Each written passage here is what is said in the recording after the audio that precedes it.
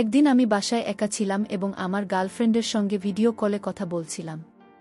তখন আমি খেয়াল করলাম কাকিমা নীরবে আমাকে লক্ষ্য করছিলেন। আমি যখন কথা বলা শেষ করলাম তখন কাকিমা এসে আমাকে জিজ্ঞেস করলেন, রিফাত তুমি কি করছিলে? আমি একটু দ্বিধায় পড়ে বললাম, কিছু নাকি। কেন? কাকিমা মুচকি হেসে বললেন, সব আমি দেখে নিয়েছি, তুমি আমাকে কিছু লুকিয়ে না। আমি সরাসরি কাকির সঙ্গে কথা বলতে শুরু করলাম। কাকিমা হেসে বললেন, আচ্ছা এসব কবে থেকে চলছে? আমি বললাম, কাকিমা এখন আপনাকে কি বলবো? তখন কাকিমা বললেন, এসো আমার সঙ্গে আমার ঘরে চল। আমি কাকিমার সঙ্গে তার ঘরে গেলাম। কাকি আমাকে তার বিছানায় বসতে বললেন। তিনি বললেন, রিফাত তুমি তো এখন অনেক পরিণত আর শক্তিশালী হয়ে গেছ। তোমার চাচাকেও ছাড়িয়ে গেছে। ভিডিও কলে যখন কথা বলছিলেন তখন আমি সব দেখেছিলাম। এই বলে কাকি আমার সাথে জোর করে যা করেছিল, বন্ধুরা তা শুনলে তোমরা ঠিক থাকতে পারবে না। বন্ধুরা, মূল ভিডিওটি শুরু করার পূর্বে তোমাদের কাছে ছোট্ট একটা রিকোয়েস্ট, তোমরা যদি আমার চ্যানেল এ নতুন হয়ে থাকো তাহলে অবশ্যই এই ভিডিওতে একটি লাইক করে চ্যানেলটি সাবস্ক্রাইব করে পাশে থাকবে। তাহলে আসল ঘটনা শুরু করা যাক। আমার নাম রিফাত। আমি 20 বছর বয়সী এবং আমি একটি ছোট্ট গ্রামে থাকি। আমাদের পরিবারটি একটি যৌথ পরিবার, যেখানে আমি, আমার বাবা মা, আমার চাচা এবং কাকিমা একসঙ্গে থাকি। আমার চাচার সম্প্রতি বিয়ে হয়েছে, তবে বিয়ের 3 মাস পরে তিনি বিদেশে কাজ করতে চলে যান। তারপর থেকে আমার কাকিমা একা হয়ে যায়। আমার কাকিমা ছিলেন অনেক সুন্দর। একটু স্বাস্থ্যবান হওয়ায় তাকে অনেক বেশি আকর্ষণীয় লাগত। তিনি শাড়ি পরতে অনেক ভালোবাসতেন। আমার বাবা সকাল 8টায় দোকানে যান এবং রাত 8টায় ফিরে আসেন। আমি মাঝে মাঝে বাবার কাজে সাহায্য করি, তবে বেশিরভাগ সময় আমি বাড়িতে থাকি এবং বাড়ির কাজকর্ম করি।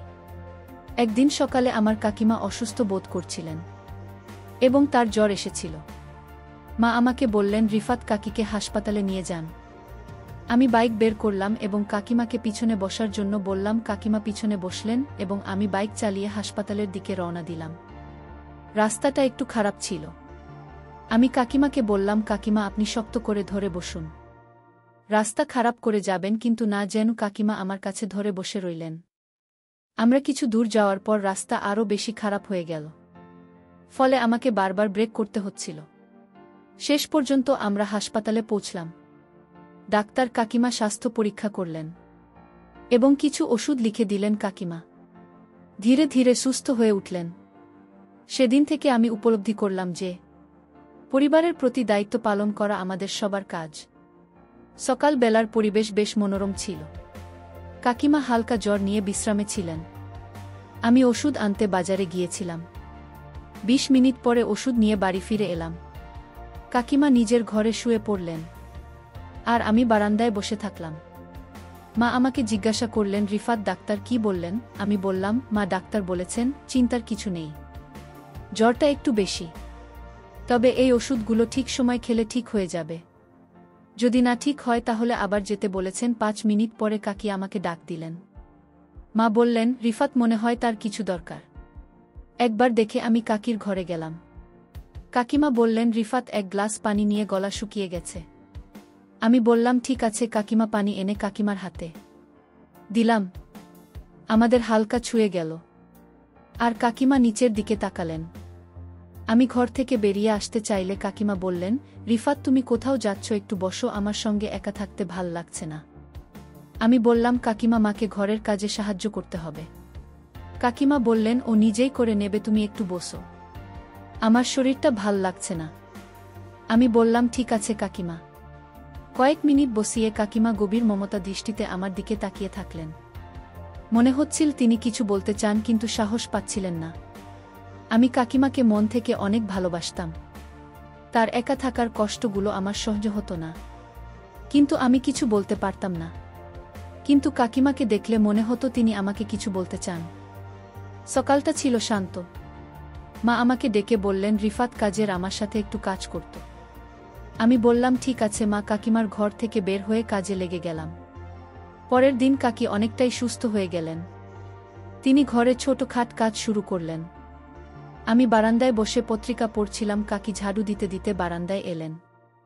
তার চোখে একটা আলাদা প্রাণ, চাঞ্চল্য দেখা যাচ্ছে। মা যখন রান্নাঘরে ব্যস্ত ছিলেন, কাকি মাঝে মাঝে আমাকে দেখছিলেন, হয়তো কিছু বলতে চাইছিলেন, আমি চুপচাপ থাকলাম। তখন কাকিমা আলমারি থেকে কিছু নামানোর চেষ্টা করছিলেন।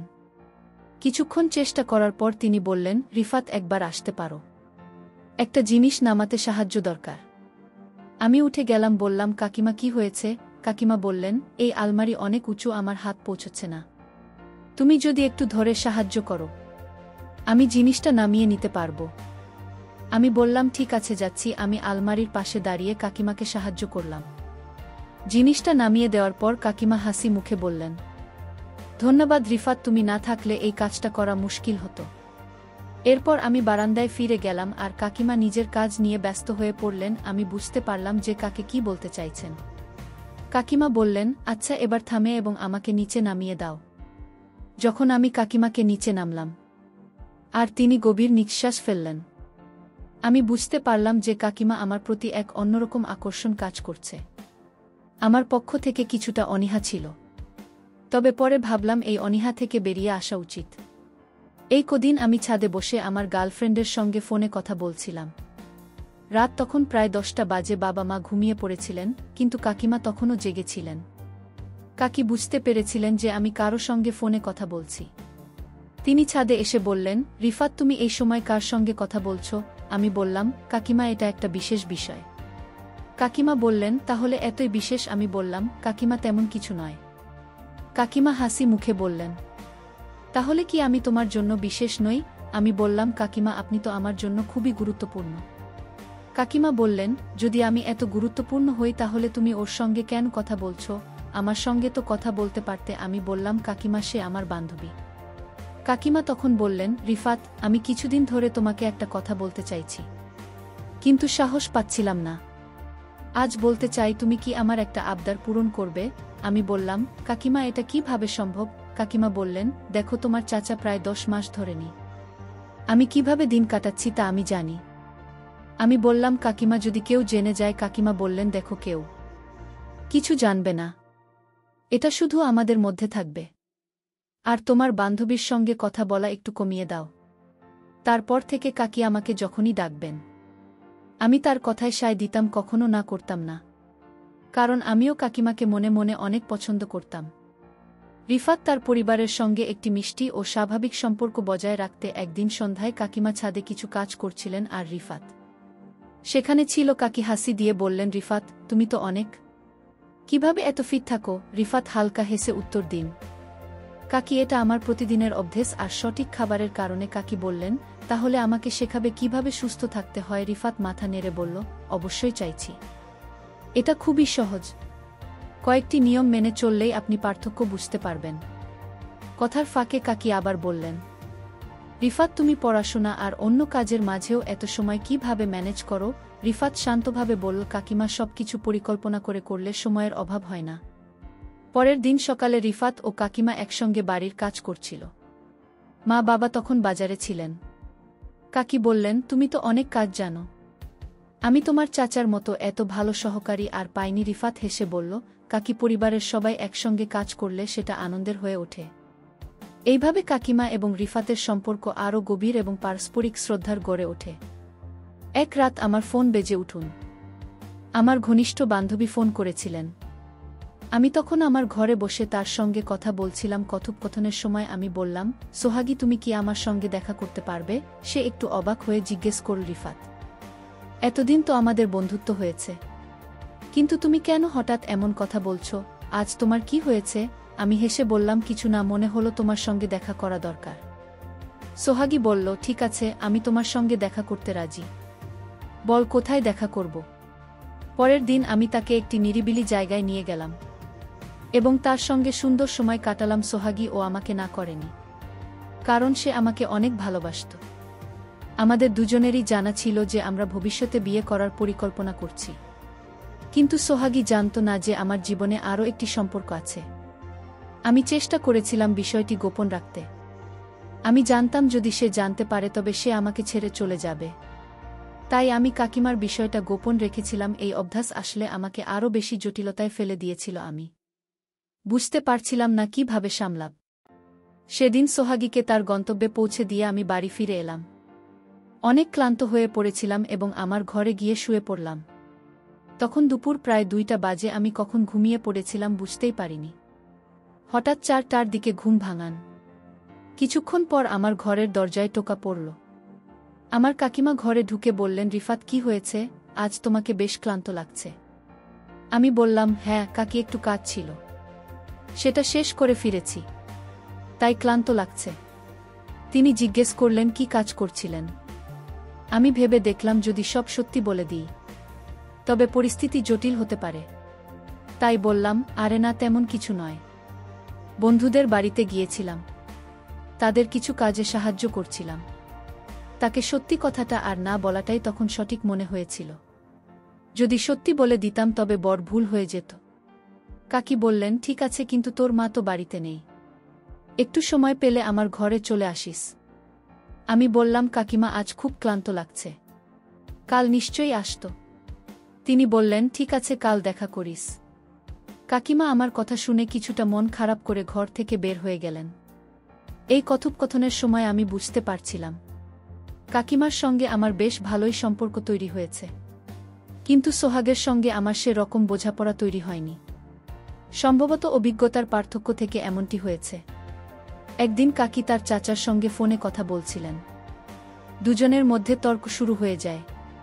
কাকিমা ফোনে কথা বলছিলেন এবং বললেন, তুমি এখনো কিছুদিন কাজ চালিয়ে যাও, আরও কিছু টাকা জমিয়ে নাও, যা ভবিষ্যতে আমাদের কাজে লাগবে। 23 বছর আরও চেষ্টা করো, আমি তোমার সঙ্গে ভিডিও কল করেই যোগাযোগ রাখে।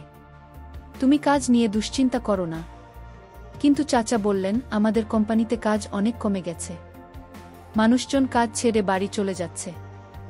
আমাকে বলে দেওয়া হয়েছে কিছুদিনের মধ্যে ফিরতে হবে, কিছুদিনের মধ্যেই ছুটি ঘোষণা হতে চলেছে। কাকিমা এই কথা শুনে ফোন কেটে দিলেন। আমি জিজ্ঞাসা করলাম, কাকিমা, কি হলো, আপনি এত চিন্তিত কেন? কাকিমা বললেন, তোর চাচা মনে হচ্ছে এই মাসের মধ্যেই বাড়ি চলে আসবে, যা করার আছে এই মাসের মধ্যেই করেনি। আমি বললাম, ঠিক আছে কাকি। এরপর আমরা সময় একেবারেই নষ্ট করিনি। 1 মাস কেটে গেল এবং চাচা বাড়ি ফিরলেন। চাচার বাড়ি ফেরার পর আমি আবার আমার বান্ধবীর সঙ্গে কথা বলা শুরু করলাম। সে বলল, রিফাত, আমার বাড়িতে আমার বিয়ের কথা চলছে। তুমি যদি সত্যিই আমায় বিয়ে করতে চাও তবে তোমার বাড়ির লোকজনকে আমার বাড়িতে পাঠাও, না হলে আমার বিয়ে অন্য কোথাও ঠিক হয়ে যাবে। আমি বললাম, তুমি তোমার মায়ের সঙ্গে কথা বলো। সে বলল, আমি চেষ্টা করছি, কিন্তু তারা জিজ্ঞেস করছেন ছেলেটি কি কাজ করে। আমি কি বলবো? আমি বললাম, তুমি বলে দাও ছেলে নিজের দোকানে কাজ করে। সে বলল, ঠিক আছে, আমি কথা বলব, দেখি কি হয়। কিছুক্ষণ পর তার ফোন এল। সে বলল, মা রাজি হয়ে গেছেন, এখন বাবার সঙ্গে কথা বলতে হবে, দেখি বাবা কি বলেন। রাতে তার বাবা বাড়ি এলে তার মা বিষয়টি তুললেন। আশ্চর্যের বিষয়, সোহাগীর বাবা তৎক্ষণাৎ রাজি হয়ে গেলেন। সে আমাকে ফোন করে বলল, আমার বাবা মা রাজি হয়েছেন, এখন তুমি তোমার মা বাবাকে আমাদের বাড়িতে পাঠাও। আমি বললাম, ঠিক আছে। তারপর 1 মাসের মধ্যেই আমাদের বিয়ে হয়ে গেল। এদিকে চাচা এখন বাড়ি থেকে কাজ করছিলেন, কিন্তু এই পুরো ব্যাপারটি সম্পর্কে না চাচা কিছু জানতেন না। আমার স্ত্রী সোহাগী, আমরা এই বিষয়টি একেবারে চাপা দিয়ে রেখেছিলাম। বিয়ের পর আমি আমার স্ত্রী সোহাগীর সঙ্গে খুব খুশি ছিলাম, আর চাচা কাকিকে নিয়ে সুখে ছিলেন। আমরা আর কখনো এ ব্যাপারে আলোচনা করিনি। আমাদের বিয়ের 5 বছর কেটে গেছে। আমি আর সোহাগী একে অপরের সঙ্গে খুব ভালোভাবে দিন কাটাচ্ছিলাম। এরই মধ্যে একদিন সোহাগী খুব খুশি মনে আমাকে জানান সে মা হতে চলেছে। এই সংবাদ শুনে আমার আনন্দের সীমা রইল না। চাচা স্ত্রীও এই খবর পেয়ে খুব খুশি হলেন। আমাদের বাড়িতে যে নতুন প্রাণের সঞ্চার হল। চাচার সঙ্গে আমার সম্পর্ক এখন অনেকটা বড় ভাইয়ের মতো হয়ে গেছে। আমাদের বন্ধন আরও দৃঢ় হয়েছে।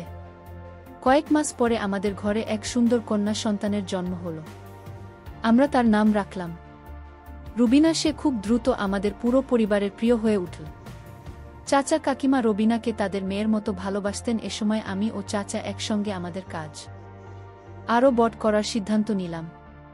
একদিন চাচা বাড়িতে ছিল না, তখন কাকিমা আমায় ডাকল। আমি কাকিমার ডাকে সাড়া দিয়ে কাকিমার ঘরে গেলাম। কাকিমা তখন বলল, আজ তোকে একটা কথা রাখতেই হবে। আমি বললাম, কাকিমা তুমি নিশ্চিন্ত হয়ে বলতে পারো কি কথা? কাকিমা বলল, আজ তোর চাচা বাড়িতে নাই, 2 দিন পর কাজ শেষ করে বাড়ি ফিরবে। আর তাই তুই আজ আমার সাথে থাক। আমিও কাকির কথায় রাজি হয়ে গেলাম। সারারাত কাকির ঘরে থাকলাম। এদিকে আমার স্ত্রী জেনে গেল আমি যে কাকির ঘরে আছি।